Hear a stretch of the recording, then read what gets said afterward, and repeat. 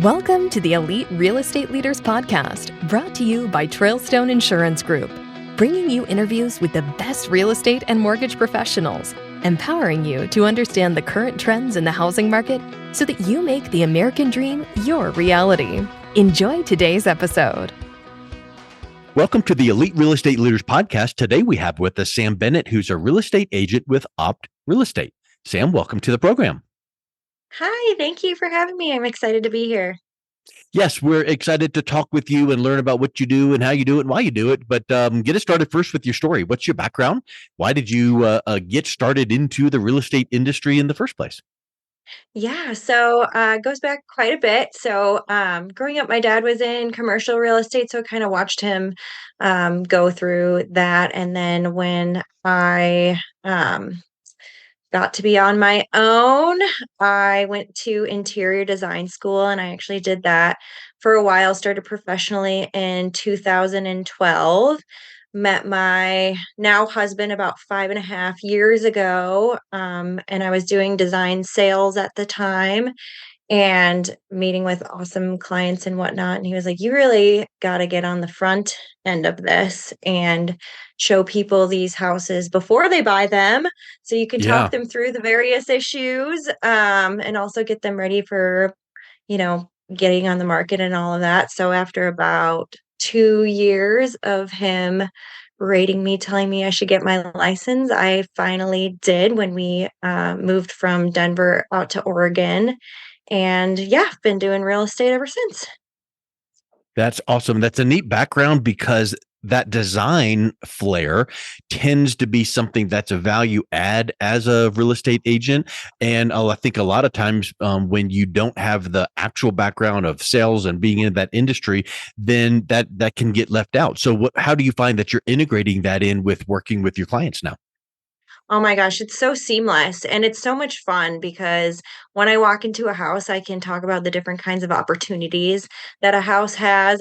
My background isn't just in decorating, but I do decorating, but it's more residential remodels. So I actually started designing in the basement, which you can learn a lot about a house from a basement. That's how everything is Yeah. kind of put together. As you're in Colorado, so you know that. In Oregon, we don't have as many basements, but it really taught me, from the foundation up, all about the HVAC, major systems, where plumbing, draining, where we can move things, how to tell if a wall has posts in them, how we can open up the space. So, I mean, there's countless things, at least on the buyer side, that are directly related to interior design and getting somebody excited about a house, but also like, oh, I can see that all we need to do in this one is paint the walls and You it would know, be a you know completely how different vibe. people they hear one thing and then they assume something and it's completely the different story. So when I Yeah. hear design, I think colors and swatches and drapes and things, and I'm sure that's part of it. So let's clarify that. But what you're talking about goes way beyond just what's the best color or where should I put this sofa in the room. So Oh, I think some of those, yes. like HVAC and some of the foundational things really help open up the buyers and sellers' eyes to potential. Oh, absolutely. And the other thing is, when I was doing interior design, it was always like, okay, well, what's going to be our return on investment? Because this is very expensive to do. It's a big Yeah. investment when you're redesigning your space. So doing all the research to find out like, okay, well, what's a kitchen going to add? And should you do it for yourself or should you be doing it for the next buyer? And those sorts of questions, I'm able to guide my clients through all of my interior design training on that and Can you know all the think of a resources. Oh, sorry. Yeah. Can you think of a time like maybe someone was thinking of, oh, I need to redo my whatever, let's just say kitchen. And then you took them through that thought process and even calculation. And it was like, if we spend X, it's going to be time and hassle and all of that, which is, of course, yes, it increased the value, but wow. We barely made a buck or two. And if we don't do it, then that's fine. But can you think of an example where it kind of enlightened someone to the calculations once you laid it out and they were happy they did? Yeah, let me think about that for a second. There's been countless projects that I've done actually too, more on the increasing the value size and like so like how do I say this? It almost the opposite of that. So like Okay. I'll walk into a house with a listing that we have and I'm like, okay, what is the most affordable way to get as many people emotionally wanting to buy this house? And it's like, okay, what are the simple things we can do? We can change out the light fixtures. That's super inexpensive. And immediately when you walk into the space, it's going to feel better. If you have something a little bit, you want it to match the house, of course, but like if you want it more modern and updated, little stuff like the door Yeah. hardware is a big one. Huh. Switch plates, like little details like that, and then just going through and like really with a fine tooth comb and looking at your painted walls, cleaning them, like really, really cost effective things add Yeah. What are a the lot of easiest things connection. that cost the least that give the Yes, biggest pop initially? exactly. I think we all know like a fresh coat of paint goes a long way, and that's something Yeah. that homeowners can do themselves. There's creative ways that you can make paint do more than just, I guess, change the color of a room too. Like for instance, I had this listing not too long ago where they had this really, really dingy basement. I had like the asbestos floor tile down there, really cool woodwork down there, like cedar walls and stuff. But it was very dingy. So I walked down there. I was like, let's put carpet in here. We'll make it into a studio space. They had like a laundry slash furnace slash utility slash had a shower in their toilet. And it was, I don't know, just like a basement bathroom essentially. And I went through and all I did was I taped like the bottom or the top half of the ceiling, maybe 12 inches down. Made sure that all the HVAC ducts and plumbing pipes and stuff like that was at that line and painted that all black. So it made the ceiling look like it was an intentional in the space versus like Huh. you look up and it looks unfinished. Yeah. You can see that in like breweries and stuff like that, but just like little easy things. I would say having a designer on your real Yeah. estate team is definitely something that you want to do. Oh, Probably similar to like curb appeal. If you had a Yeah, landscaper that could do a quick little refresh from the front yard side and the side yard, that would give that initial first impression. Same is what you're exactly. saying with someone with an eye for design. Yeah, you can take a space that's like not functional at all and give it a purpose. And that goes a long way, especially like I said, with emotional buyers who are going to purchase that house to live in. And if you're telling that story, it's easier for them to see it, I guess, versus and making it up on their own. I was gonna say, because it's so interesting, kind of what you're talking about, and I feel like a lot of people are gonna listen to this and be like, "Wow, I didn't know design went that deep into real estate." But if you think about it, before you even got into real estate, it was almost like you were already comping out homes, like realtors always get comps. It seems like you were kind of already doing that. So I feel like that's probably a huge skill set that you had just Yeah. coming into it. And knowing that Oh, ROI, that is like so huge to have someone on your team who knows the ROI on any of these changes just immediately right there. yes, absolutely. I completely agree. And one more, what was I going to say? Sorry, I lost train of thought. That's such a good I switched point. gears, sorry. No, no, no. You're totally right. Like being able to compare it to oh, I remember what I was gonna say. Um, yeah, so how you like set up the home too is so important. I'm actually staging a house right now and we're going through each room. It's a 3 bedroom, 2.5 bathroom townhome. And in this specific area, there's not a lot of 3 bedrooms. And the client's like, well, if we're going to stage it, do we really want to do all 3 bedrooms with beds in them? I was like, well, actually, yes, because this is not something that's normally in this area. And one of them we're actually going to stage as a child's room. And Hmm. and in my opinion, if you're like walking through the space and you're like thinking as a buyer, if I'm in there and I'm childless, I'm going to see that room and be like, okay, that's an office. Okay, that's an exercise. But if I have a child, it's like, okay, I can have the our kids stay in this room and then downstairs on that second primary we can have our parents stay in that room whenever we need help and as a guest room. So it's kind of knowing those sorts of things and really just like how is this space going to be used and like you cannot assume that a buyer is going to be able to make these stories for themselves. You really have to show them. It's psychological and it's emotional, and you really have to invoke that emotion, I feel like, as a listing agent. So if any Yeah. listing agents out there are listening, they're going to probably gain a whole lot of knowledge here, because if you don't have that design eye, you almost have to hire a stager or somebody like you to come in and say, here's how we're going to invoke this emotion in these buyers, and kind of know the psychology behind it, which just sounds like this crazy formula, honestly. Yeah.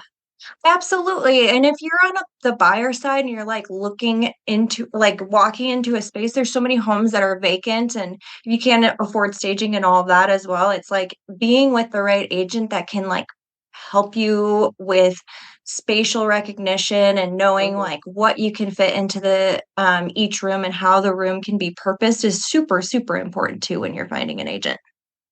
And, It makes me from feel the like, buyer side too, it's probably what you found when you could walk in and go, here's this buyer that loves this place, but they're kind of hedging on this and this and this on the room side. But you can kind of sift through that and go, yeah, but if you just consider this, and from a design standpoint, all you need to do is, and rather than feeling like in that basement room with the ceilings and the black and things, that could be a turn up. But you could go, wow, if we just did these 2 or 3 things, it could just really freshen it up. And then that could ease their trepidation as a buyer. So I think that design flair really is a huge competitive advantage when you're working with sellers as a listing agent as well as a buyer's agent.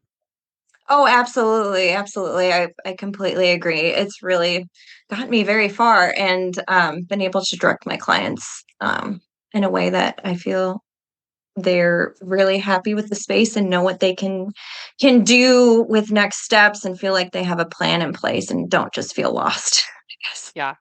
Well, and I feel like you probably have a really unique buyer and seller process just because of your background. If you want to talk a little bit more about that. Yeah, totally. So when I am working with a buyer, when we first meet, I like to meet at a home that they've had an eye on so that we can really talk through the space. I give them a really amazing tour and then I work with a lot of first-time home buyers, so I do explain the entire process. And then after that, I talk about what the next steps are going to be, which is setting up another appointment where for me, what that means is we go see 3 to 5 homes. It's a mix between maybe some of the homes that I find in my network and some of the things that they find online. Usually, by the time they come to me, they've been looking at houses online for maybe, a couple years before they call an agent ready to look. So they Oh have some yeah. houses in mind. We use a fine tooth comb to like really be like, okay, does this check all of your actual or needs boxes? And is there anything that's a deal breaker on this? So really, I only show probably 3 to 5 homes before we're writing an offer on a place because they know, hey, if we're going to start this process, we get really serious. And before we go anywhere, we're going to really look at these with a fine tooth comb. Then from there, at every single house, we stop before we leave. We talk about the pros and cons and then how it compares to the other properties that we see. And then the list of projects that we're going to have to do as well. So um, that's pretty much how it works on the buyer side. And then on the listing side, what I do is I typically go out to the house, meet them at the house for the first time. And unlike other agents, I don't always bring a CMA. I'll have one as a backup, but really want to get to know them and their goals first. And then we set up a second follow-up appointment that's virtual, maybe a few days later when I can actually really dig into all the details. And that's when I give them I give them a good, better, best. Like, good, if we do nothing to the house, we just list it today.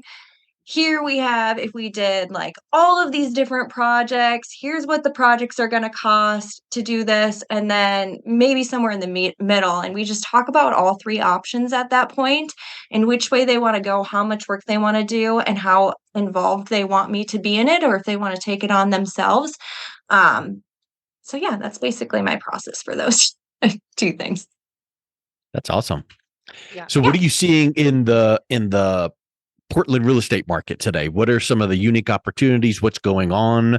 And then how do you position yourself to navigate those from either working with buyers or sellers? Because there's going to be nuances that's different with both. Yeah, totally. So the market is picking back up and rapidly. I'm sure you've experienced this as well, but with the interest rates the last couple of years, it got a little bit slower and Mm-hmm. you really had to work on your relationship building and follow up, and it's weeded a lot of real estate agents out of the game. Um, but now I think interest rates are pretty steady and clients seem to be understanding them more. The media seems to be on our side saying it's now is a good time. My phone has been ringing off the hook. People are excited to buy again. People are excited to Finally. list again, low inventory. So yeah, I'm really excited about this market. It's picking up fast. That's what I got to say about it. That's really cool. And I think that we had also mentioned about the kind of the story you tell Yeah. about the house, the listing, and it's the story you tell with, hey, here's, what do you envision when you're looking to buy this house, that house. So I'll ask a question about kind of going deeper in your story, because I understand that you and your husband are very boring and you're like accountants and you sit at home at night and do nothing. And no, but looking at your bio, you've got some uniqueness that you bring to bring fun. So talk a little bit about that. Yeah, absolutely. That's fun. That I'm glad that you brought this up because one thing I was really afraid of when I first started is, and this was the same thing with interior design, is like being anything but very, very professional interior designer. And what I'm finding, or like professional real estate agent, and that's my one identity. But what I'm finding is clients really want to get to know me and like who I am. Travis and I have a pop punk band that we just started a little over a year ago. So we're constantly making music and we're very active on social media with all of that. I mentioned zero things about real estate on my Instagram, but I get people that want to work with me for real estate from it. And then most of my clients, after I met with them one time, like I said, I do a lot of internet leads and stuff like that. So like immediately they're finding me on Instagram and getting to know me and like wanting to talk to me about my band and like really, really supportive about everything. And it's not like I'm going to find them. They're definitely finding me. And these clients have been sticking. So it's very eye-opening to me that people want to work with a personality and Yep. somebody that has something going on more than just real estate. They want to work with a real human. 100%. A Band fun is real human. so fun. Yeah. Everyone Yeah. loves a good pop punk band. True. Very true. We do have a lot of and that's like a big thing with me as well, is like the experience is so important to me, and like making sure that every single one of my buyers, every single one of my sellers is having a good, streamlined, easy experience, but we also have a lot of fun along the way. So that's one thing with my personal brand, having fun, it works for me, and having the band works for me. It might not work for everybody else. Other people might have other things, but I would say just, the more you could be yourself, your clients are going to love that too. 100%. Well, Sam, if someone is interested in coming and attending a pop punk band concert or your design flair for working with buyers or sellers, what is the best way that they can learn more about you and reach out and connect? Oh, great question. Best way to get a hold of me, anything real estate related, would just be to call or text me. So my phone number to reach me at would be 503-664-6868. Again, that's 503-664-6868. Yeah, call, text me anytime. I'll get back to you as soon as I can if I don't get back to you right away. But I do interior design remotely as well. So I can talk you through, I have my own interior design company on top of that. So anybody who's listening, agents or whoever, please feel free to reach out to me, pick my brain. I'll be here. Awesome. Well, Sam, thank you so much for coming on. It's been a real pleasure talking with you today. Yeah, it was great. Thank you so much for having me. I'll come back anytime. Thank you for listening to the Elite Real Estate Leaders Podcast, brought to you by Trailstone Insurance Group.